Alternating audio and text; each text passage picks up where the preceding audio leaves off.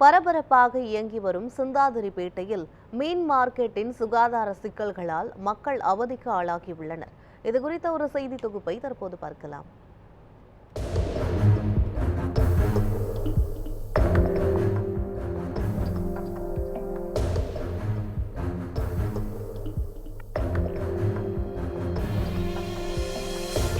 சென்னையில் பரபரப்பாக இயங்கும் சிந்தாதிரிப்பேட்டை மீன் மார்க்கெட்டில் சுகாதார சீர்கேடுகள் மற்றும் சாலை ஆக்கிரமிப்புகள் அதிகரித்து காணப்படுகிறது.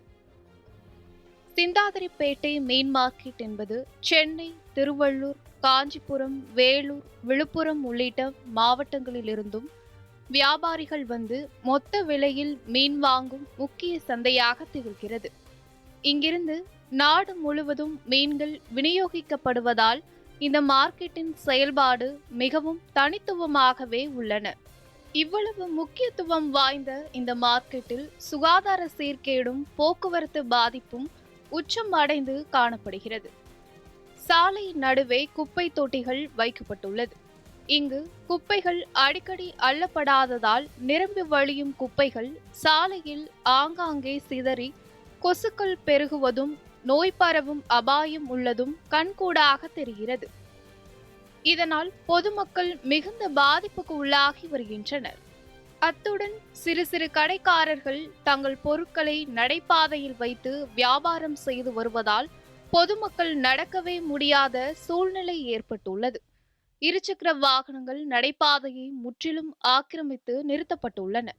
இதனால் வாகன ஓட்டிகள் சாலையை பயன்படுத்த முடியாமல் தவிக்கின்றனர். வாகனங்களுக்கு போதிய இடம் இல்லாததால் நெரிசல், விபத்து ஆகியவை அதிகரித்து வருகின்றன. இதனால் அந்த சாலையில் அவசரத்திற்கு ஆம்புலன்ஸ் செல்வதற்கு கூட சரியான சாலை இல்லாத அவலம் ஏற்பட்டுள்ளது. ஆக்கிரமிப்பு தாட்சி தான் இருக்குது. ஏன்னா ஞாயிற்றுக்கிழமை, சனிக்கிழமெல்லாம் ரொம்ப ஆக்கிரமிப்பு இருக்கும். அந்த சாமி ஹோட்டலில் நீங்களே பாருங்கள், அது வந்து நடைபாதை. இது நடைபாதை எப்படி இருக்குது நீங்களே பாருங்கள். அது ஃபுல்லாக பாக்ஸு ஆக்கிரமிப்பு பண்ணி நடைபாதை இல்லை, மக்கள் நடமாடம் இல்லை.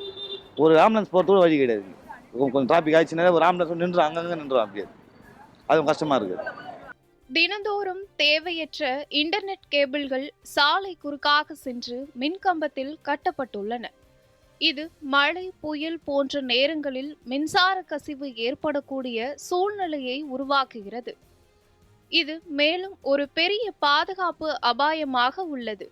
இல்லை, ரொம்ப கஷ்டம் தான் சார். அது குப்பை தொட்டி வந்து பக்கத்தில் இருந்தால் பரவாயில்ல. இங்கே ரொம்ப குப்பை தொட்டியே இல்லை, ஒன்று தாங்குது.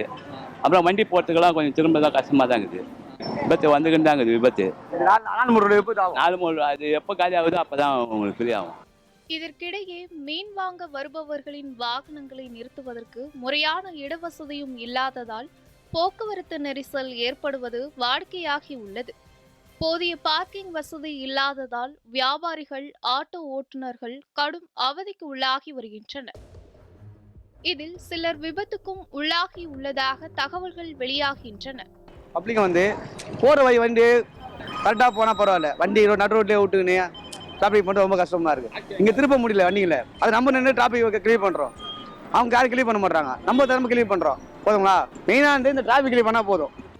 இதனை தவிர்க்க உடனடியாக மாநகராட்சி அதிகாரிகள் சம்பந்தப்பட்ட பகுதிகளை நேரில் ஆய்வு செய்து குப்பை தொட்டிகளை திட்டமிட்டு அமைக்க வேண்டும்.